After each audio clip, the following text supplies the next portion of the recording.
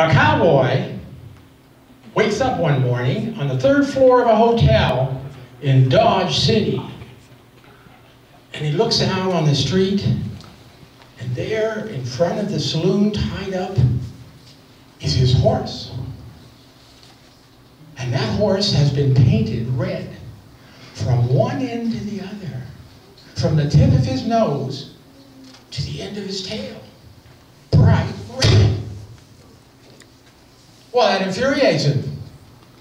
That makes him really angry, so he rushes downstairs across the street. He goes into the saloon and he says, "Who painted my horse all red?"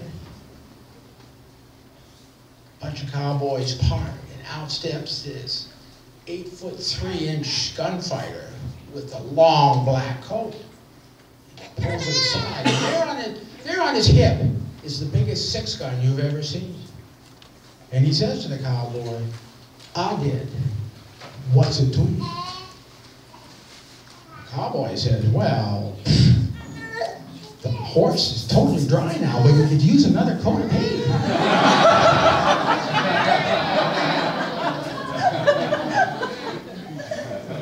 Now, when I was a small child, I thought that was the funniest joke I ever heard. Actually, I'm a big child. That's still the funniest joke I ever heard. But I loved cowboys, and I loved cowboy movies. And I used to go to the movies every Saturday, and for $1.25, for 25 cents, I saw 5 movies, 2 serials, and 7 cartoons. Yes, and those days, the cowboys were the real thing. They were heroes. They were my heroes. Names of cowboys you don't remember anymore. Hoot Gibson, Bob Steele, Ken Maynard, Hopalong Cassidy, and those singing cowboys, Roy Rogers and Gene Autry. Happy trails to you until we meet again. Oh, I love those men. And I learned so much that I picked up values, and those values are good today. And I'm going to share those values, and the way I'm going to do it, I'm going to construct the average cowboy movie of those days. And we're going to see how those values play out. Well, our movie starts out with a little town. You know, you've seen these towns in the Western. There's the saloon, there's the general store, there's the blacksmith, there's the doctor/funeral parlor. And that's it. It's a main street. Where else everybody lives, I don't know, but it doesn't matter because that main street is the town. And the town's in trouble. Because there's a man named Boss. He's got a crew of thugs with him. And they're taking over the town because, you see, they're pushing everybody off their land because the railroad's coming through, and that's going to make Boss wealthy. Well, the town sends for the hero. The hero comes from miles and miles away. He's on the trail day and night. He has to sleep out under the stars. He has to eat from a campfire. And finally, he reaches town and he rides down the main street. And then our first value shows up. You look at this guy.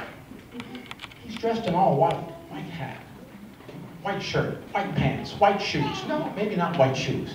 And you realize there's not a speck of dirt on this guy. He's clean. He's been sleeping on the road. He's been fording rivers. He's been rained on. He's been snowed on. And he is spick and span. First value. What is it? Always be clean. Always be clean. I learned that. As he rides down the main street, his horse looks larger than any of the others because he's the hero, of course. And you notice that he's got a saddle on the horse. Behind the saddle is a small bedroll. And over the saddle horn are 2 rather small saddlebags. And that's it. No suitcase, no change of clothes, no closet, no nothing. Just his clean. And our hero, he has done something that I carried with me me all the time. He showed me that you don't start fights, but you finish them. And he did, because now the town is saved. And he goes out on the town and shows me a couple more values. He says to the kids who are running in the street, don't run out there, kids, you'll get run over by a stagecoach. So he educates and directs children. Great value.